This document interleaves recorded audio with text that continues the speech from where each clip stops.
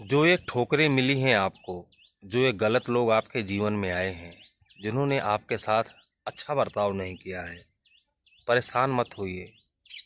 ये आपको मजबूत बनाने आए थे, आपको सबक सिखाने आए थे। आगे आप ऐसी गलती ना करें। ये आपको किस्सा सुनाने आए थे। देखिए साथियों, हमारे जीवन में जो कुछ भी होता है, उसके जिम्मेदार केवल हम ही हैं, दूसरा कोई नहीं। दूसरा केवल निमित्त बनता है, केवल निमित्त बनता है दूसरा। हमारे साथ भले ही किसी ने कितना भी गलत किया हो, लेकिन वो निमित्त है। उसका तो रोल केवल इतना है कि कभी हमने किसी को ये सबक सिखाया होगा, तो परमात्मा ने हमारे पास उसको ना सही किसी दूसरे टीचर को भेजा है कि जाओ भाई, इसको ये बता के आओ कि ये चैप्टर पढ़ाने से ये परिणाम मिलता है। वही हमारे जीवन में हमें मिलता है। साथियों, जीवन में कभी भी निराश मत। तो फिर क्यों परेशान होना, क्यों निराश होना, क्यों किसी को दोष देना। जब हमने वो बीज बोए थे तो फसल तो हमें ही काटने को मिलेगी। दूसरा तो केवल एक जरिया बन रहा है। उस जरिए को माफ़ करिए, उस पे अटके मत रहिए।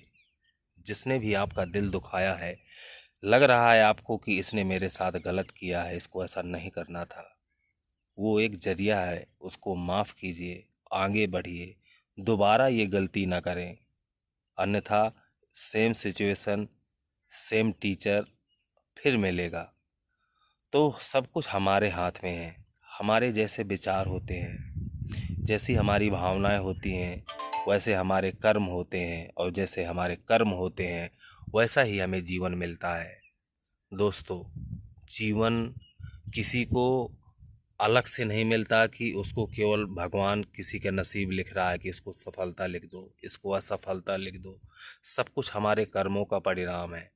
यहाँ पर कुछ चीज़ें हैं जो हम जन्म के साथ लेकर आते हैं, जैसे हम अपने माता पिता, हमारा किस परिवार में जन्म होगा, हमारी शुरुआती कंडीशन कैसी होगी, हमारी परिस्थिति शुरुआती कैसी होगी, केवल इतना है। और इसके बाद फिर हमारा कर्म काम करता है। जब तक हम अपना पूर्व प्रारब्ध भोग नहीं लेंगे, तब तक हम वहाँ नहीं पहुँचेंगे, चाहे जितनी बार सर पटकें। जब हमारा वक्त आ जाता है, जब हमारे कर्मों का पिटारा खुल जाता है, फिर हमें सब कुछ मिलता है। अगर यही कर्म अच्छे हमेशा रहें, इंसान के विचार अच्छे रहें, तो उसके जीवन में हमेशा अच्छा ही होगा। कर्म का सिद्धांत काम करता है, जो शाश्वत सत्य है। इस नियम को अपनाइए और